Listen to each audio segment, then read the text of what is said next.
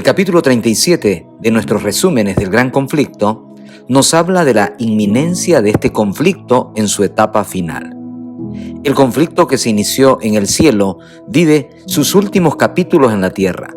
Por un lado, las leyes de los hombres y por otro lado, los mandatos de Dios. La religión de la Biblia o la religión de las fábulas y de la tradición.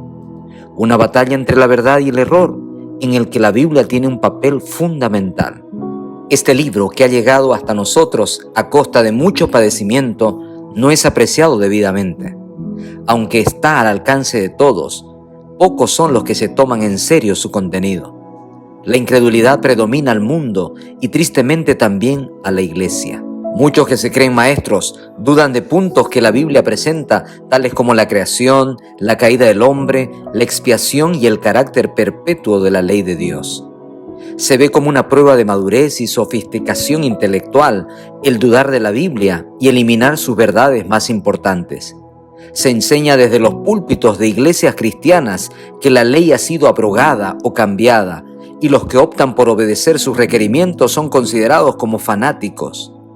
Pero pisotear la ley implica negar la autoridad del legislador. Rechazar la verdad bíblica implica rechazar a aquel que es la verdad. Decir que la ley de Dios ya no es de carácter obligatorio tiene consecuencias graves, porque como dice la escritora Elena G. de White, cuando se echa a un lado la norma de justicia, queda abierto el camino para que el príncipe del mal establezca su poder en la tierra.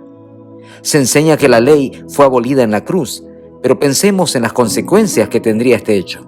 La ley nos protege contra las prácticas deshonestas, la codicia, la mentira y el fraude.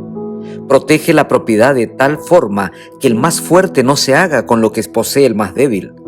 Protege la vida y garantiza la sacralidad del matrimonio, puesto que si no fuera por la ley, el que lo desease podría tomar la mujer de su vecino. Los hijos no vacilarían en atentar contra la vida de sus padres, si al hacerlo pudiesen satisfacer los deseos de sus propios corazones. El mundo civilizado, tal y como lo conocemos, tiene su fundamento en la ley de Dios. Vivimos en un mundo debilitado moralmente, donde licencia, la disipación, la corrupción nos invade día a día como una ola abrumadora. Inclusive en los hogares de los que pretenden ser cristianos se puede ver la envidia, las sospechas, la hipocresía, la frialdad, la rivalidad, las disputas, las traiciones y el desenfreno de los apetitos. Vicios, maldad, injusticia, corrupción y escándalos de todo tipo forman el día a día de las noticias, a la que estamos expuestos sin que nada parezca poder remediarlo. Ahora que Satanás no puede gobernar al mundo negándole las Escrituras, recurre a otros medios para alcanzar el mismo objetivo. Destruir la fe en la Biblia responde tan bien a sus designios como destruir la Biblia misma. La difusión de doctrinas no bíblicas como la inmortalidad del alma y la consiguiente enseñanza de los tormentos eternos han inducido a muchos a dudar de la Biblia. Otros dicen que la ley está vigente en todos los puntos excepto uno, el del sábado. Curioso que se diga que el único mandamiento que está abolido es aquel que la mayoría no está dispuesta a cumplir por ir en contra de lo que tradicionalmente han hecho. Los que transgreden el mandato bíblico de guardar el sábado llegan a afirmar paradójicamente que los males que se van generalizando más y más son resultado de violar el así llamado Día del Señor, domingo, y que si se hiciese obligatoria la observancia de este día, mejoraría en gran manera la moralidad social. Esta verdad es particularmente significativa en los Estados Unidos de Norteamérica, país en el que se ha predicado la doctrina del sábado con más amplitud que en ninguna otra parte del mundo. El peligro de esta situación es que muchas de las iglesias que predican la santidad del domingo son en su mayoría lugares en los que viven muchos de los principios del Evangelio. Elena G. de White advierte la estrategia de Satanás de mezclar el error con una porción suficiente de verdad como para que tome con menos recelo el error. Ella escribe: podemos encubrir un veneno mezclándolo con un alimento sano, pero no por eso cambiamos su naturaleza. La advertencia que voy a compartirles a continuación es trascendental. Merced de los dos errores capitales, el de la inmortalidad del alma y el de la santidad del domingo, Satanás prenderá a los hombres en sus redes. Mientras aquel forma la base del espiritismo, este crea un lazo de simpatía con Roma. Los protestantes de los Estados Unidos serán los primeros en tender las manos a través de un doble abismo al espiritismo y al poder romano.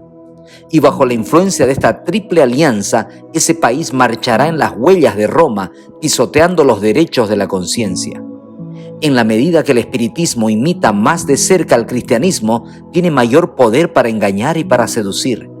Milagros de sanidad y prodigios innegables serán mostrados como evidencia de la manifestación del poder divino, sin que necesariamente tengan ese origen, el del cielo. Quizás no lo podamos ver, pero la Biblia nos dice que estamos en un conflicto entre el bien y el mal. Jesús nos quiere salvar y Satanás está empeñado en arrojar a sus víctimas a la eternidad. Es Dios quien protege a sus criaturas y las guarda del poder del destructor que está listo para emplear su poder en cuanto Dios se lo permita. El mundo cristiano ha manifestado su menosprecio de la ley de Jehová y el Señor hará exactamente lo que declaró que haría. Alejará sus bendiciones de la tierra y retirará su cuidado protector de sobre los que se rebelan contra su ley y que enseñan y obligan a los demás a hacer lo mismo. Se nos dice que la línea de separación entre los que profesan ser cristianos y los impíos es actualmente apenas perceptible. Los miembros de las iglesias aman lo que el mundo ama. El enemigo se haría pasar ante los hijos de los hombres como un gran médico que puede curar todas sus enfermedades. Satanás producirá enfermedades y desastres al punto que ciudades populosas sean reducidas a ruinas y desolación. Ahora mismo está obrando. Ejerce su poder en todos los lugares y bajo 1000 formas, en las desgracias y en las calamidades del mar y la tierra, en las grandes conflagraciones, en los tremendos huracanes y en las terribles tempestades de granizo, en las inundaciones, en los ciclones, en las mareas extraordinarias y en los terremotos. Destruye las mieses casi maduras y a ellos siguen la hambruna y la angustia.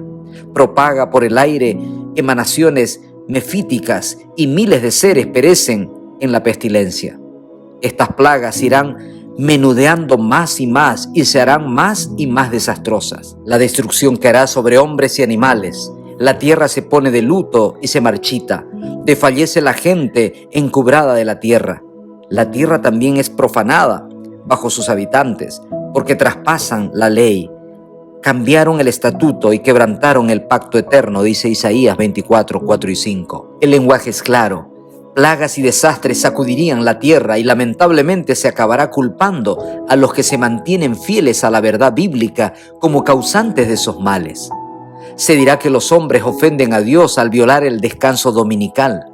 Se nos dice que habrá manifestaciones sobrenaturales de espíritus que lamentarán la gran maldad existente en el mundo y apoyarán el testimonio de los ministros de la religión en el sentido de que la degradación moral se debe a la profanación del domingo.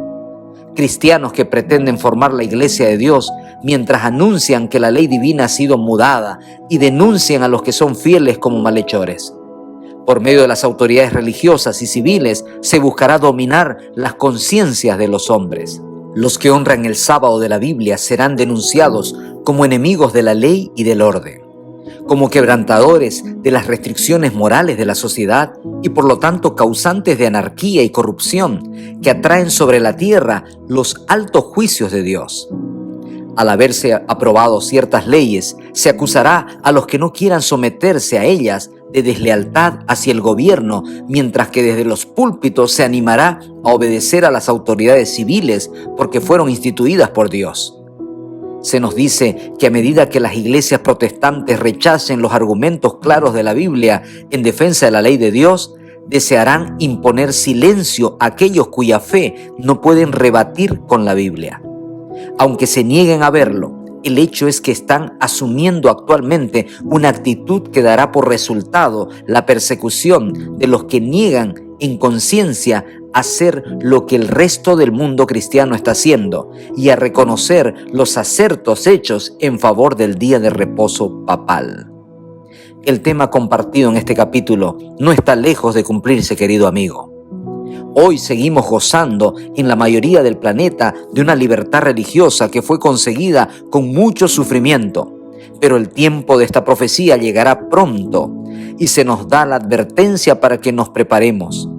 Al igual que en los tiempos bíblicos, ante tal dificultad que está por venir, propongámonos en nuestro corazón seguir siendo fieles, cueste lo que cueste, porque nuestra redención está más cerca que cuando creímos. Dios te bendiga.